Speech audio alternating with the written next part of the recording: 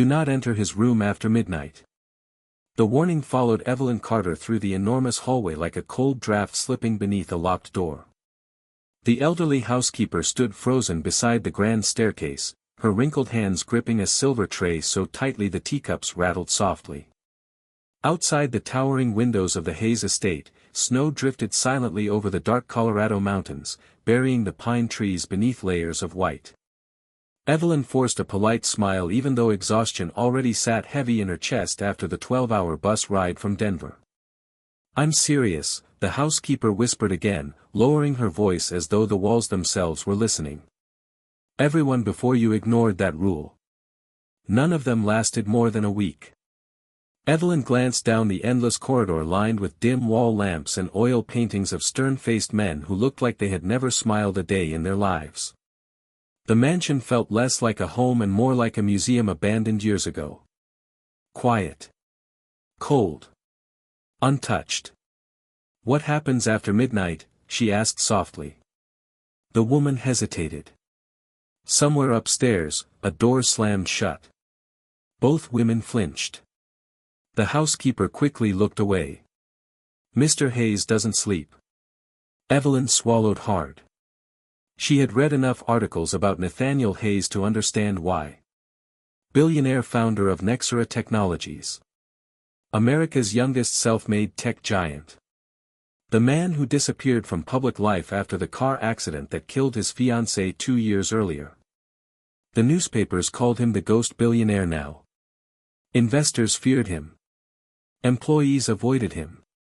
Rumors spread online about violent tempers, broken furniture, screaming fits in the middle of the night. 7 caregivers had quit in less than 6 months. Yet as Evelyn stood there in her thrift store wool coat with 2 suitcases and only $300 left in her bank account, she knew she could not walk away.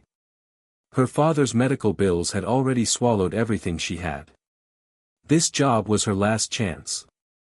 The housekeeper handed her a brass key. "Your room is downstairs. Mr. Hayes stays on the 3rd floor. Meals are left outside his office. He rarely eats them." Evelyn nodded slowly. "And if he needs something?" The older woman gave a tired smile that held no warmth at all. "He won't ask." A gust of wind rattled the windows. Snow tapped softly against the glass like tiny fingertips. Evelyn climbed the staircase carefully, her boots sinking into thick burgundy carpet. The mansion smelled faintly of cedarwood, old books, and something sad she could not explain. Every light seemed dimmed too low. Every room looked untouched by laughter. When she reached the 3rd floor landing, she stopped. At the very end of the hallway stood a pair of black double doors.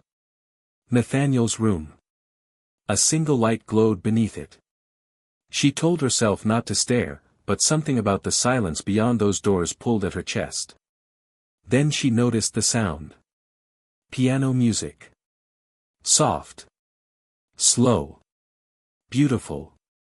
Evelyn froze.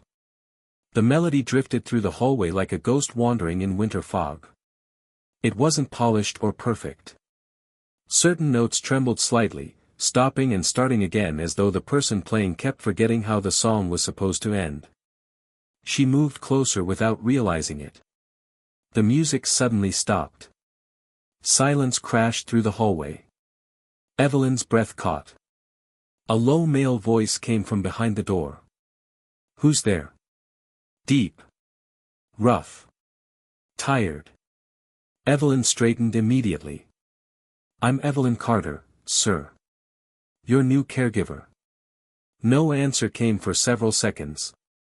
Then quietly, almost emotionless, "Go downstairs." The coldness in his voice should have frightened her. Instead, it made her unexpectedly sad. She returned to her room later that evening unable to stop thinking about the unfinished melody.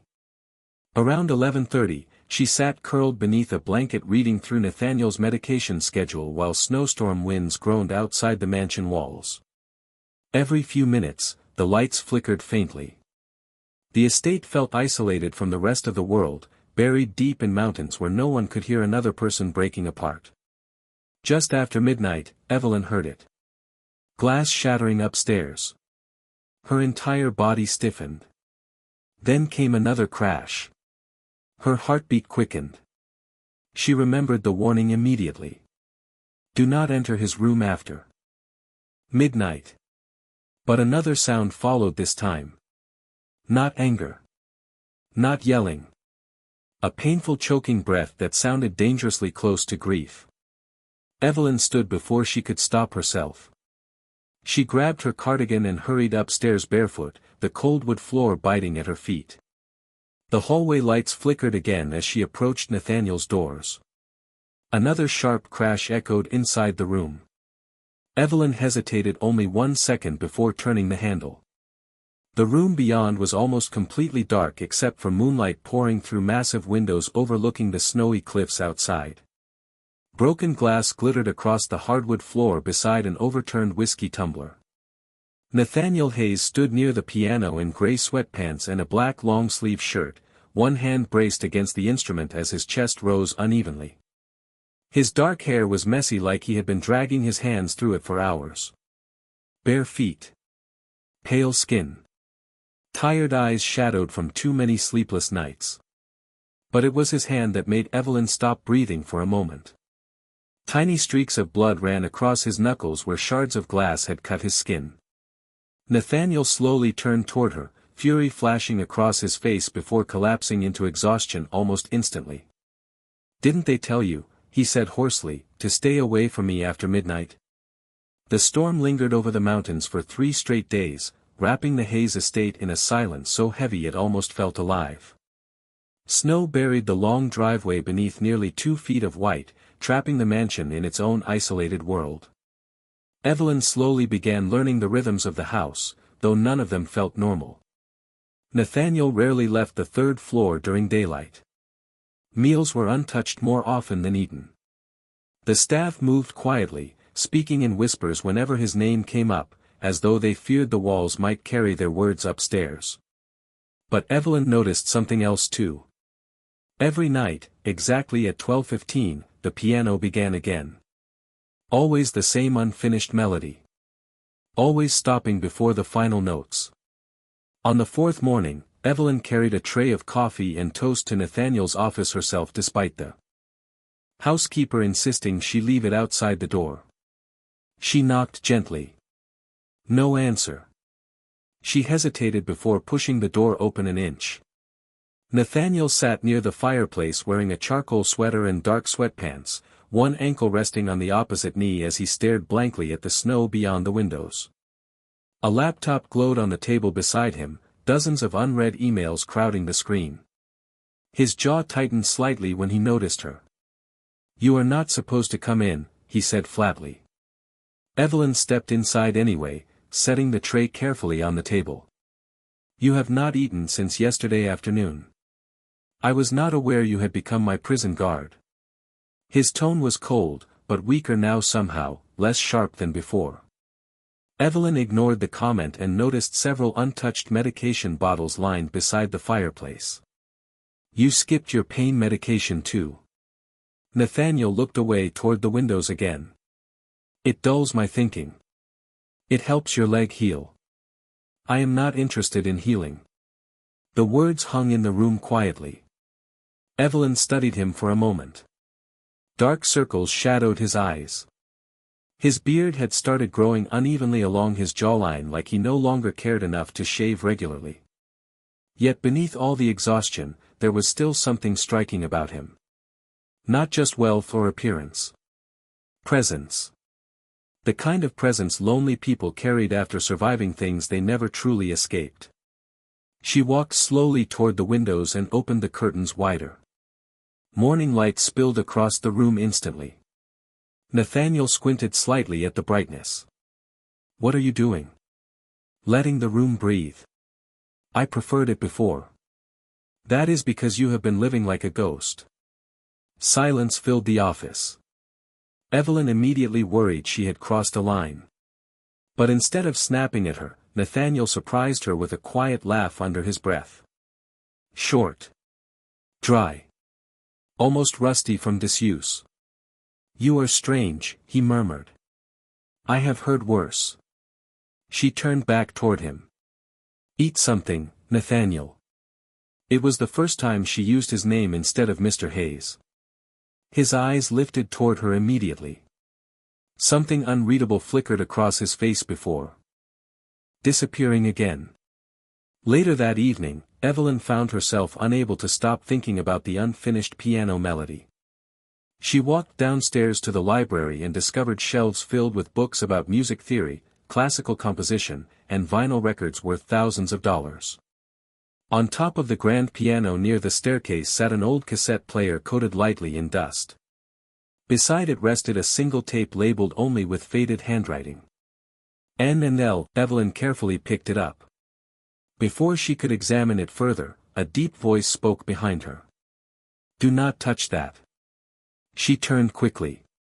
Nathaniel stood at the entrance of the library leaning slightly against the doorway, tension visible in his posture. Evelyn gently set the cassette back down. "I was just cleaning. No one comes in here." "Then why keep the piano downstairs?" she asked softly.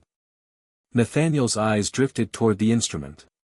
Moonlight from the windows reflected faintly across the polished black surface. "She used to play every night," he said quietly. Evelyn realized immediately he was talking about his fiancée.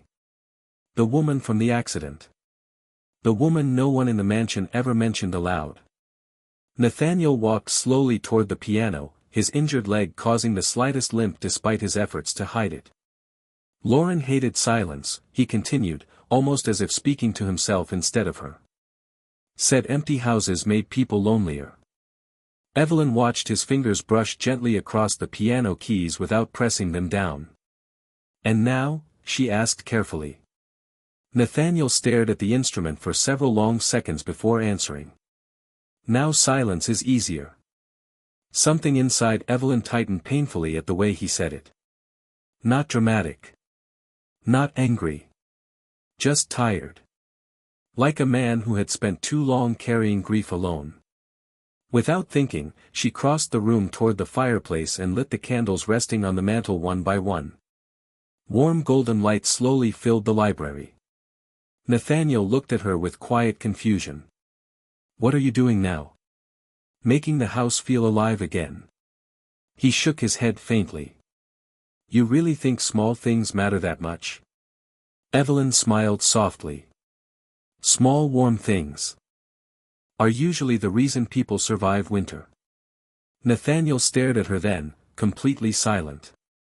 Outside, snow continued falling beyond the windows in soft silver waves. For the first time since arriving at the estate, Evelyn noticed the tension in his shoulders ease just slightly. Not gone, but softer. And later that night, long after everyone else had gone to sleep, the unfinished piano melody echoed through the mansion once again. Only this time, for the first time in years, Nathaniel played 3 new notes before stopping. The wind howled against the windows that night hard enough to make the old mansion creak softly in the darkness. Snow swirled across the cliffs outside like pale smoke beneath the moonlight, and somewhere deep inside the estate, the grandfather clock struck 2 in the morning. Evelyn sat awake beneath the warm glow of a bedside lamp, unable to sleep after hearing Nathaniel's piano again. The melody had changed over the past week.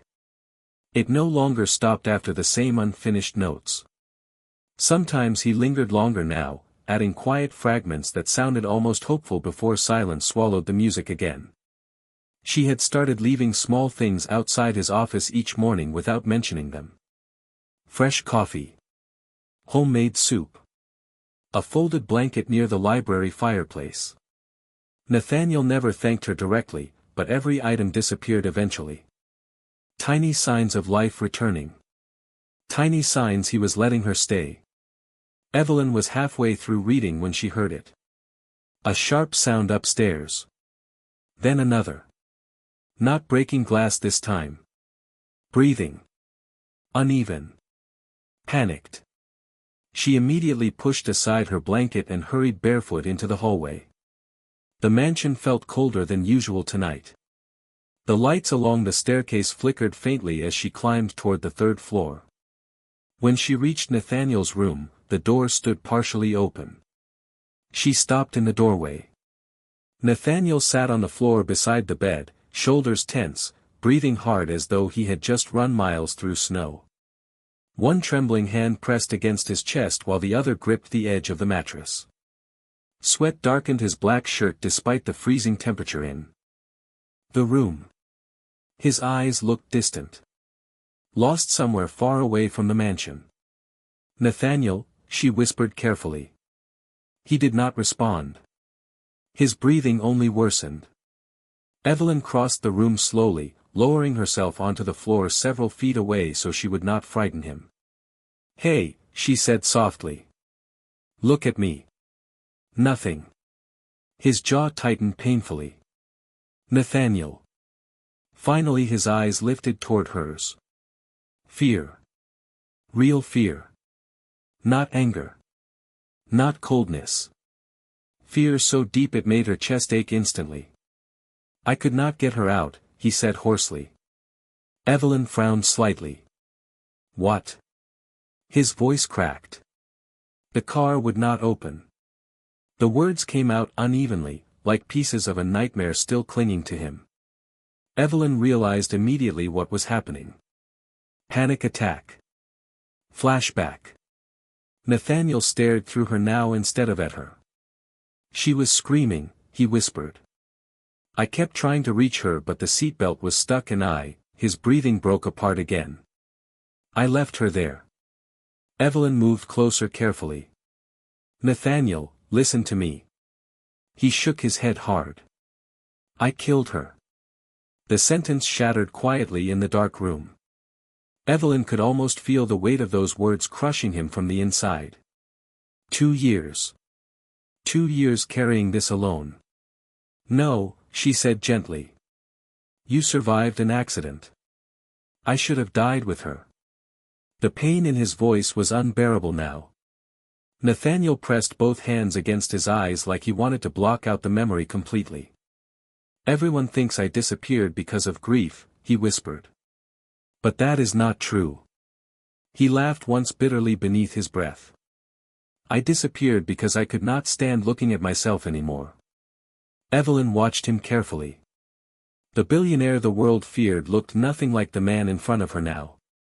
There was no power left in him tonight. No control. Just exhaustion and guilt and loneliness wrapped together so tightly he could barely breathe through it. "Nathaniel," she said softly, "look at me." Slowly, painfully, he lowered his hands. Tears filled his eyes though he looked ashamed of them immediately. Evelyn reached forward before she could second-guess herself and gently touched his face. His skin felt cold. Beneath her fingertips. Nathaniel froze instantly at the contact. "You survived too," she whispered. The room fell completely silent except for the storm outside. Nathaniel stared at her like no one had spoken kindly to him in a very long time. Evelyn kept her hand there carefully, her thumb brushing lightly against the tension in his jaw. "People talk about survival like it is easy," she continued softly. "But sometimes surviving is the hardest part." His breathing slowly began to steady. "Not completely. But enough." Nathaniel closed his eyes for a second beneath her touch. Exhaustion seemed to pour through him all at once. "I do not know how to live with it," he admitted quietly. "You do not have to do it alone anymore." The words slipped out before Evelyn could stop them. Nathaniel opened his eyes again immediately. Something changed in his expression then. Small. Fragile. Dangerous in the quietest way. Hope. It scared him instantly. She could see it. He pulled away slightly, standing too quickly despite his injured leg. Pain flashed across his face. Evelyn rose instinctively to steady him, but Nathaniel stepped back toward the window. Snowlight painted pale silver across his features as he stared out into the storm. "You should not say things like that to me," he murmured. Evelyn frowned softly. "Why?" Nathaniel swallowed hard before answering. "Because I might start believing you." Neither of them moved after that. The distance between them suddenly felt smaller than the entire mansion around them. Outside, snow continued falling endlessly across the mountains.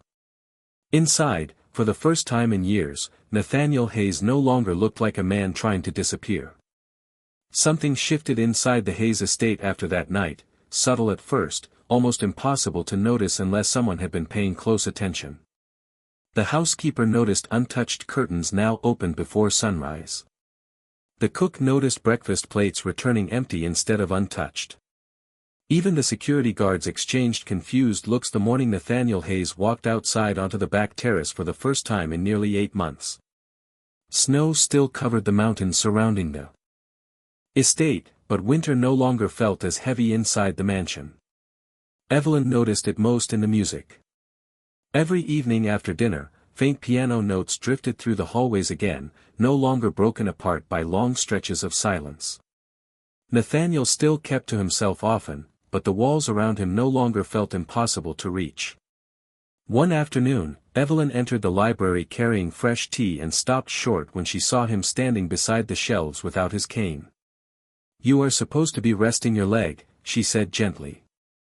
Nathaniel glanced toward her with the faintest trace of amusement in his eyes. "You sound disappointed I am healing."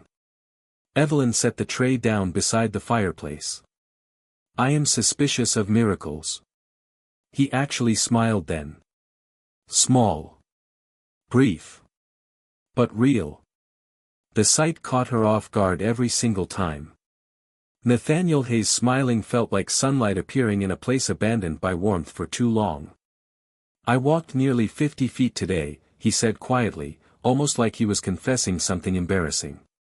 52, Evelyn corrected softly. "I counted."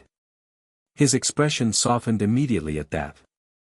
Outside the massive windows, snow drifted lazily through pale afternoon light while fire crackled low inside the stone fireplace. Nathaniel lowered himself carefully into the armchair beside it.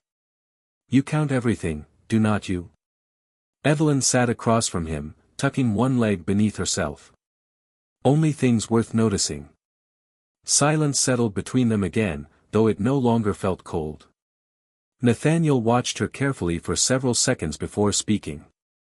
"Why music?" Evelyn blinked. "What? You understand piano too well to only be a caregiver."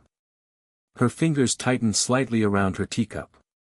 She looked down at the steam curling upward before answering. "I studied at Juilliard for 2 years." Nathaniel stared at her with visible surprise. "You attended Juilliard?" She nodded once.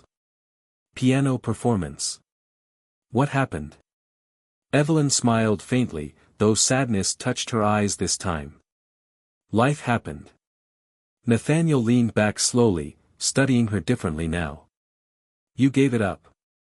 "My father got sick. Medical bills came first." She shrugged lightly. "Dreams become expensive after a while." Nathaniel looked away toward the fire, jaw tightening subtly. "That should not have happened to you." Evelyn gave a quiet laugh beneath her breath.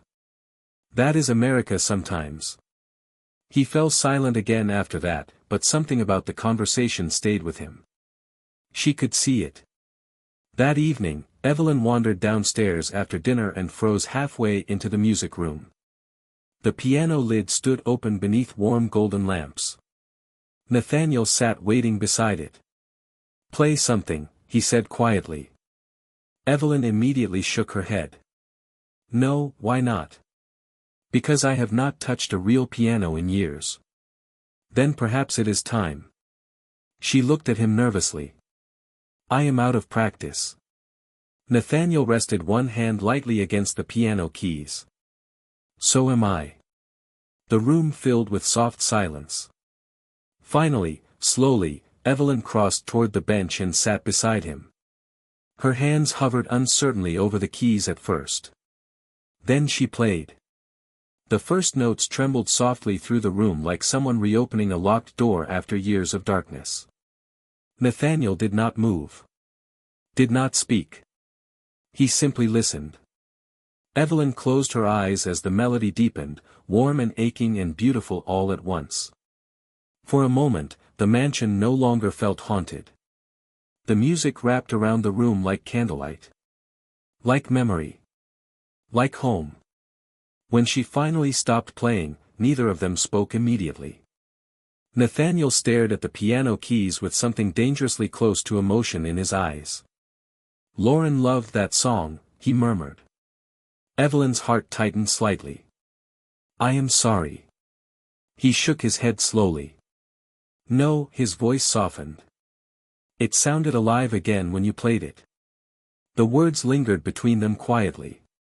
Nathaniel turned toward her then, closer than before, his gray eyes steady on hers. Evelyn suddenly became aware of how quiet the room was. How close they sat on the piano bench. How warm the firelight looked against his face. Her breath caught slightly when Nathaniel reached toward her hand resting beside the keys. His fingers brushed hers gently. Careful. Hesitant. Like he was afraid the moment might disappear if he moved too fast. Evelyn looked down at his hand over hers. Nathaniel swallowed once before speaking. "You are changing this house." She looked back up at him slowly. Maybe the house just needed someone to turn the lights back on. For several seconds neither of them moved. The air between them felt fragile now, filled with things neither dared say aloud yet. Then suddenly the old cassette player resting atop the piano crackled softly to life by itself. Both of them startled slightly. A woman's laughter echoed faintly through the room before the tape clicked forward. Nathaniel's entire expression changed instantly.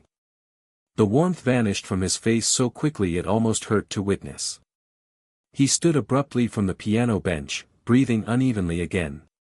Evelyn looked at the cassette player in confusion as a soft female voice filled the room. "Nathaniel, if you are listening to this someday, it means you are hiding from the world again." Nathaniel immediately shut the tape off with shaking hands. Silence crashed back into the room. Evelyn stared at him carefully. What was that? Nathaniel looked away toward the dark windows, every wall around him rising back into place all at once. "Something I should have destroyed years ago." The mansion felt different after the cassette played. Warmer one moment, colder the next. Like something sleeping beneath the walls had finally opened its eyes. Nathaniel barely spoke the following morning. He skipped breakfast entirely and locked himself inside his office for most of the day while snow continued melting slowly across the mountain cliffs outside. Evelyn tried convincing herself to give him space, but the sound of Lauren's recorded voice lingered in her mind long after the piano room fell silent.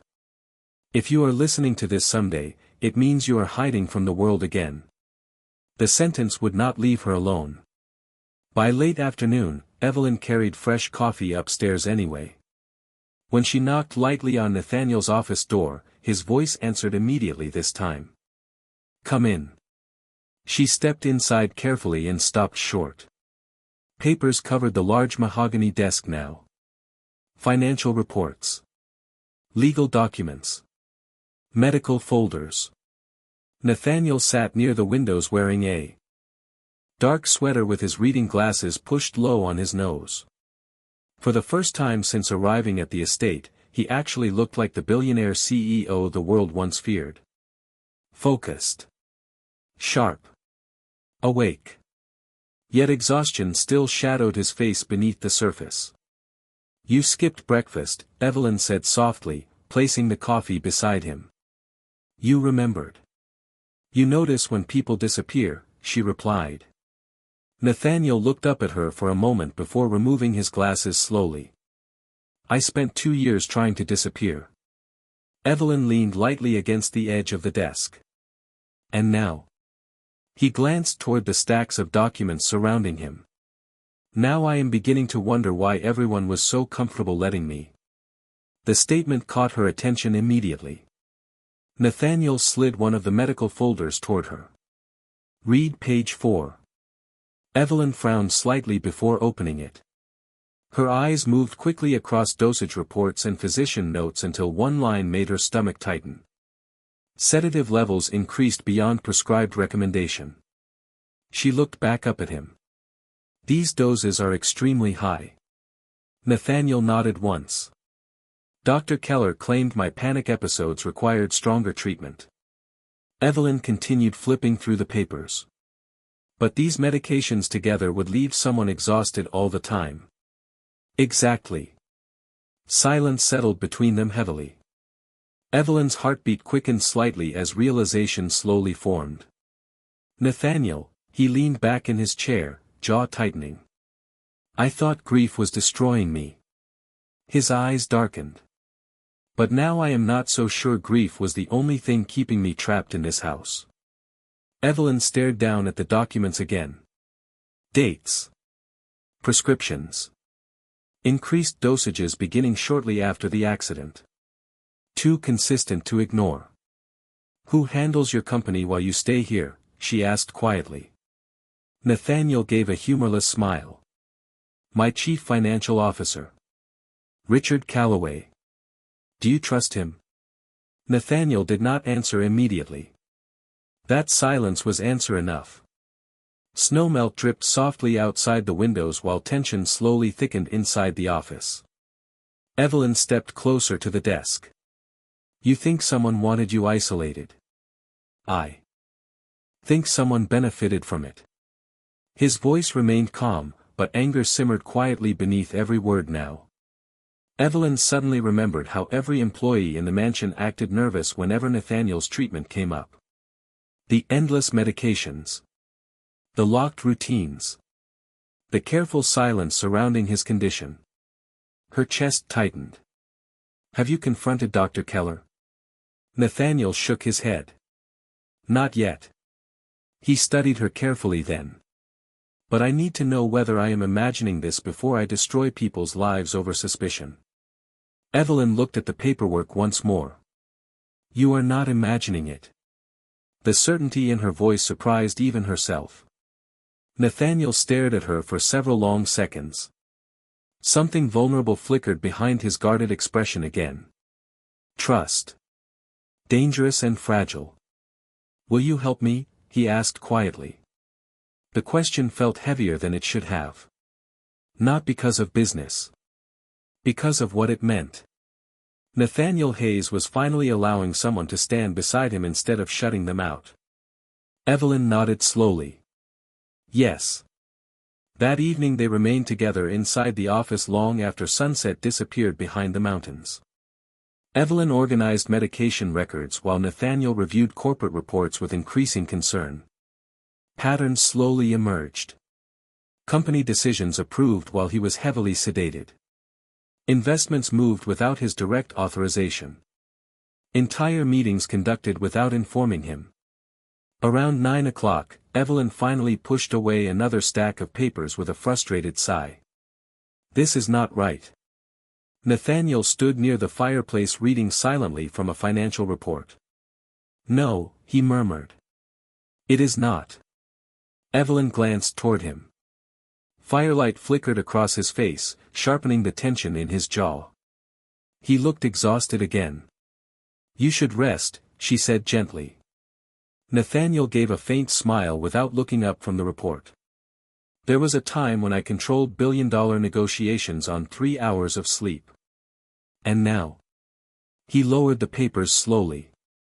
Now someone reminds me to eat breakfast. Evelyn smiled despite herself. Nathaniel noticed immediately. For one brief moment the heaviness between them softened again. Then suddenly his phone rang across the desk. Nathaniel glanced at the screen and his expression darkened instantly. Richard Calloway. He answered calmly. Richard. A polished male voice echoed faintly through the speaker. Nathaniel. Good to hear your voice. Dr. Keller mentioned your recovery has been progressing unexpectedly well. Evelyn looked up sharply at the wording. Unexpectedly. Nathaniel noticed too. His eyes narrowed almost invisibly. I have been improving, he replied carefully. Richard chuckled softly. That is wonderful news. Though honestly, the board has grown comfortable handling things while you focus on healing. Silence stretched briefly across the office. Then Richard added casually, stress could trigger another episode. You know how fragile your condition can become. Nathaniel's face went completely still. Evelyn suddenly felt cold despite the fire burning nearby. Richard continued speaking smoothly about upcoming board meetings, but neither of them listened anymore. Because for the first time since arriving at the estate, Evelyn saw something terrifying in Nathaniel's eyes. Not sadness.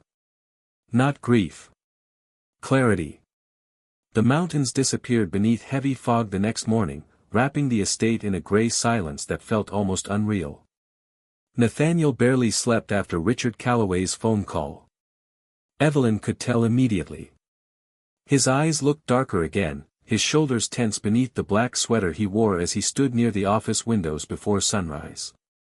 A storm was building somewhere beyond the cliffs, though inside the mansion another kind of storm had already begun. Evelyn placed fresh coffee beside him quietly. You have been standing there for 20 minutes, she said softly. Nathaniel did not turn around. I keep replaying every conversation I have had with Richard over the last 2 years. His jaw tightened. Every time he encouraged me to rest.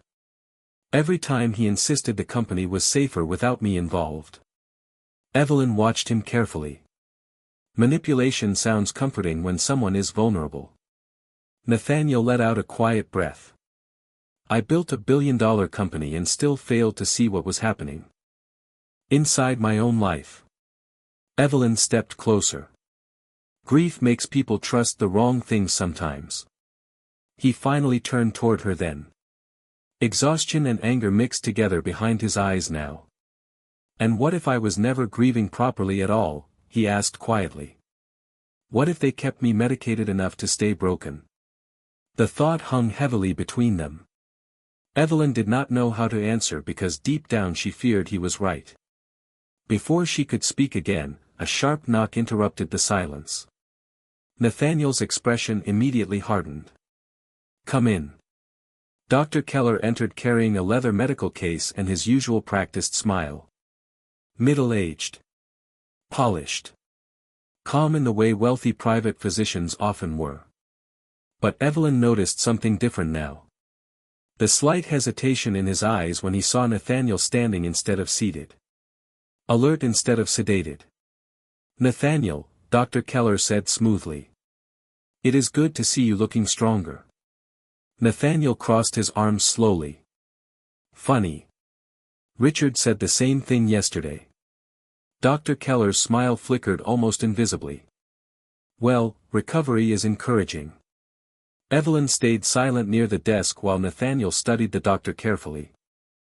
I reviewed my medication records last night, he said evenly. Dr. Keller paused only a second. And? The sedatives were increased repeatedly over the past year. Your panic episodes became severe. Severe enough to impair memory? Nathaniel asked quietly. The room suddenly felt colder. Dr. Keller adjusted his tie calmly. Nathaniel, trauma affects people differently. Answer the question. Silence. Evelyn felt tension tightening across the office like invisible wire. Dr. Keller sighed softly before setting down the medical case. You experienced significant emotional instability after Lauren's death. The medications were necessary to protect your mental health. Nathaniel stepped closer slowly. Or necessary to keep me dependent. Dr. Keller's face hardened slightly for the first time. You are exhausted right now. I strongly advise against emotional decision-making. Evelyn saw it immediately then. Not concern. Control. Nathaniel saw it too. His eyes darkened with something sharp. And dangerous. Get out, he said quietly. Dr. Keller blinked once. Nathaniel, get out of my house.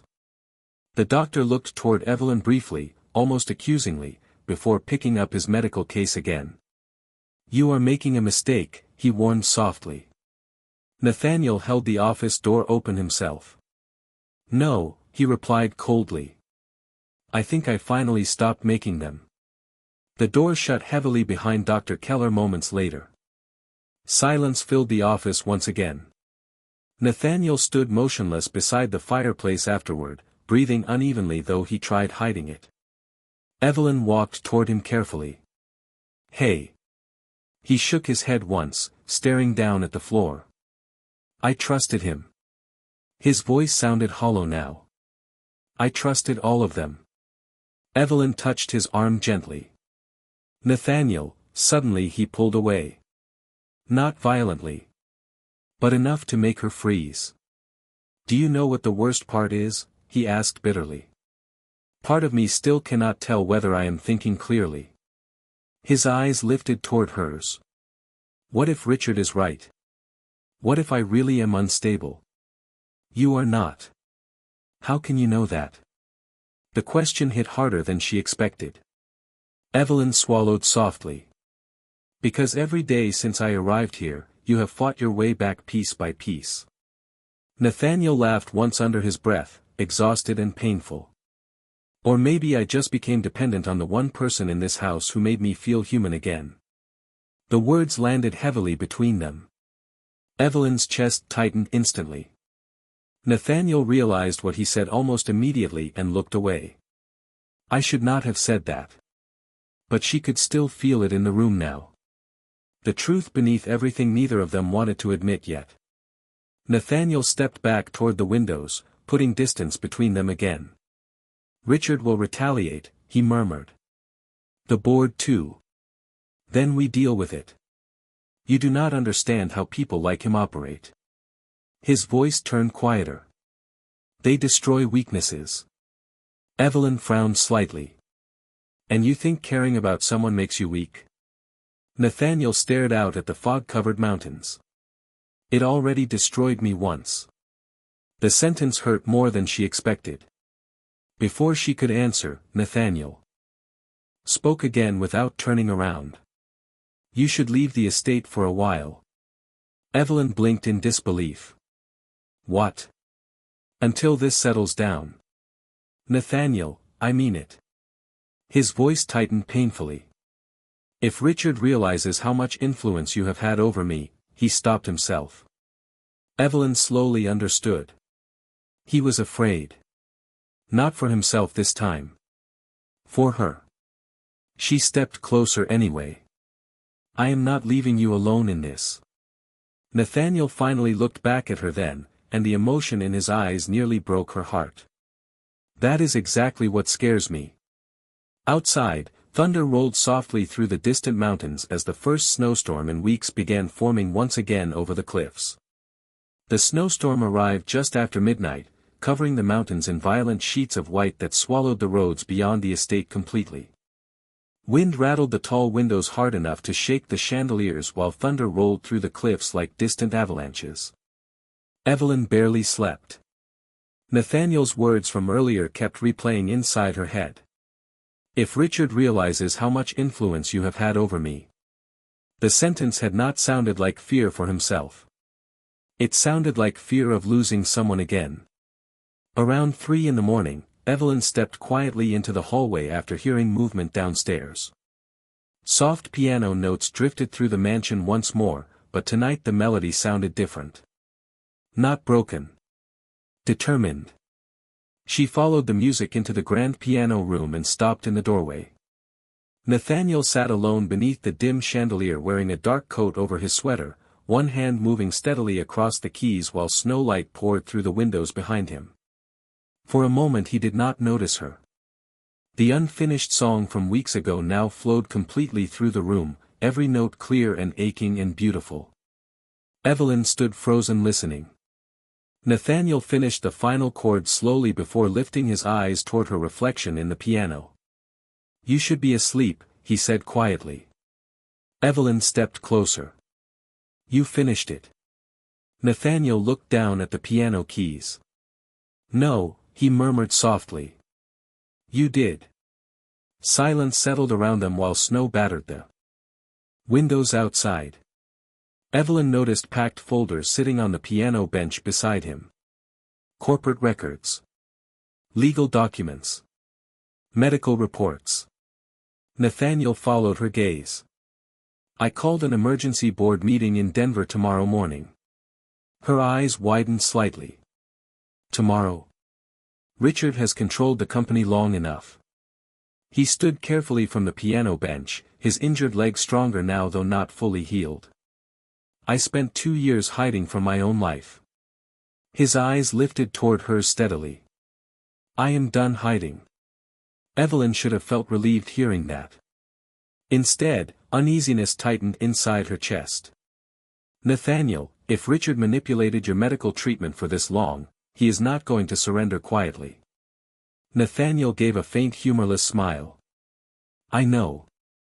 Then why does this feel like goodbye? The question slipped out before she could stop it. Nathaniel froze slightly. Thunder rumbled softly outside the mansion while both of them stood surrounded by warm piano light and winter darkness. Finally he spoke. Because if things go badly tomorrow, he stopped himself. Evelyn shook her head immediately. Do not do that. Do what? Push me away before something has the chance to matter. Nathaniel looked down briefly, exhaustion shadowing his face again. You already matter too much. The honesty in his voice nearly stole the breath from her lungs.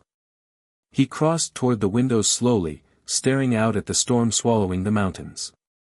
Lauren used to say I only love things I could control, he murmured. Companies. Numbers. Outcomes. Evelyn stepped beside him quietly. And now? Nathaniel laughed softly beneath his breath. Now I cannot control anything anymore. He turned toward her then, closer than before, his gray eyes heavy with emotion he no longer seemed capable of hiding completely. You walked into this house and somehow made me want mornings again. Evelyn felt tears sting unexpectedly behind her eyes. Nathaniel noticed immediately. His expression softened. Hey. He brushed a loose strand of hair behind her ear gently, almost hesitantly, like he still could not believe she was real. Do not cry. Evelyn gave a weak smile. You are terrible at comforting people.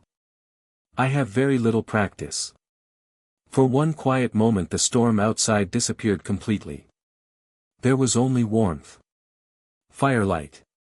The sound of their breathing. Nathaniel's hand lingered lightly against her cheek before falling away too soon. Then suddenly headlights cut through the snow outside the mansion gates. Both of them turned toward the windows immediately. A black SUV slowly climbed the long driveway through the storm. Nathaniel's expression darkened at once. Who would come here in this weather? Evelyn whispered. Nathaniel did not answer. Downstairs, the front door opened moments later followed by hurried footsteps echoing through the marble foyer. The housekeeper appeared breathless in the piano room doorway. Mr. Hayes, she said nervously. There is a man here from Nexera corporate offices. Nathaniel's jaw tightened instantly. Who? Richard Calloway. Silence crashed through the room. Evelyn looked toward Nathaniel sharply. He remained completely still beside the windows, every protective wall inside him rising back into place again. Seconds later Richard himself appeared at the doorway wearing a charcoal overcoat dusted with snowflakes, polished and calm despite the storm raging outside. His eyes moved immediately between Nathaniel and Evelyn standing close together near the piano. Something unreadable flickered across his expression before disappearing behind a smooth smile. Nathaniel, Richard said warmly. I was worried about you. Nathaniel's face turned cold. You drove through a blizzard at 3 in the morning because you were worried? Richard stepped farther into the room slowly. I came because the board received your emergency meeting request. His gaze drifted briefly toward Evelyn again. And because people have been filling your head with dangerous ideas. Evelyn stiffened instantly. Nathaniel moved subtly closer to her without even realizing it. Richard noticed that too. You have been fragile since the accident, Richard continued carefully. Everyone around you knows that. Nathaniel's eyes hardened. Be careful. Richard sighed softly like a disappointed friend. Nathaniel, You stopped sleeping. Stopped eating. You isolated yourself from the world for 2 years. His voice lowered.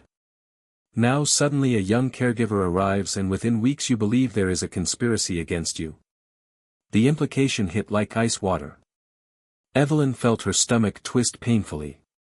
Richard looked directly at Nathaniel.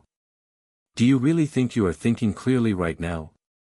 Silence swallowed the room completely.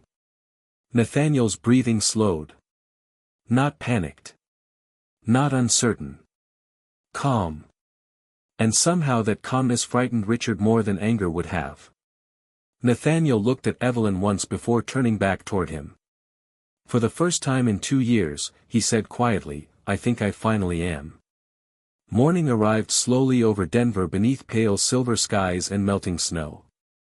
News vans crowded outside Nexera Tower before sunrise, reporters gathering along the sidewalks after rumors spread overnight about an emergency executive meeting called personally by Nathaniel Hayes. Inside the black town car moving through downtown traffic, Evelyn sat quietly beside him while city lights reflected across the windows. Nathaniel wore a dark navy coat over a charcoal suit for the first time since she had met him. His posture looked stronger now. Awake. Present. Yet she could still see tension beneath the surface in the way his fingers rested tightly together against his knee. You can still turn around, she said softly. Nathaniel glanced toward her. And disappear back into that mansion? A faint smile touched his face briefly. I already wasted 2 years doing that. Evelyn looked down at the folder resting in her lap. Medical reports. Prescription records. Financial transfers. Enough evidence to raise serious questions about Richard Calloway and Dr. Keller's involvement in controlling Nathaniel's isolation. She exhaled quietly. I just do not want this destroying you again. Nathaniel's expression softened immediately. It will not. His eyes stayed on hers for several seconds longer than usual.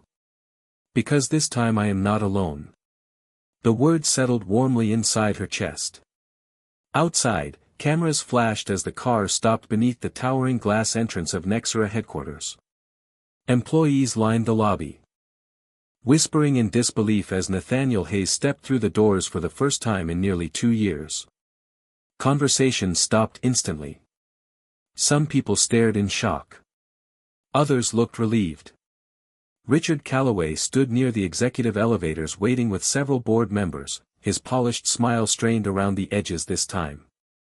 Nathaniel, he greeted smoothly. You look well. Nathaniel walked past him without slowing down. Save it for the boardroom. The meeting lasted nearly 3 hours. Evelyn remained outside the conference room watching through the glass walls while snowmelt streamed slowly down the skyscraper windows behind the city skyline. At first Richard controlled the room confidently, dismissing concerns about Nathaniel's treatment as emotional instability caused by grief. But then Nathaniel began presenting records. Prescription histories. Unauthorized financial movements. Private communications between Richard and Dr. Keller discussing Nathaniel's continued dependence. One by one, the confidence drained from Richard's face. By the end of the meeting, silence filled the boardroom completely. Nathaniel stood at the head of the long table, calm and steady in a way Evelyn had never seen before. For 2 years, he said quietly, I believed grief made me weak. His eyes moved across every executive in the room. But grief was never the real danger. He set the final folder onto the table. Isolation was. No one spoke after that. Richard finally gathered his papers with trembling hands before leaving the room without another word. Several board members followed silently behind him. The empire Nathaniel built was finally his again, yet when the meeting ended and reporters swarmed the building outside, he ignored every microphone pushed toward him. Instead, he looked directly at Evelyn standing near the lobby windows. Come with me, he said softly. An hour later they arrived at a small concert hall tucked beside the snowy edge of City Park. Evelyn looked around in confusion as Nathaniel led her inside. The theater was empty except for warm stage lights glowing softly above a single black piano at center stage. "Nathaniel," he smiled. Faintly. "You once told me small warm things help people survive winter."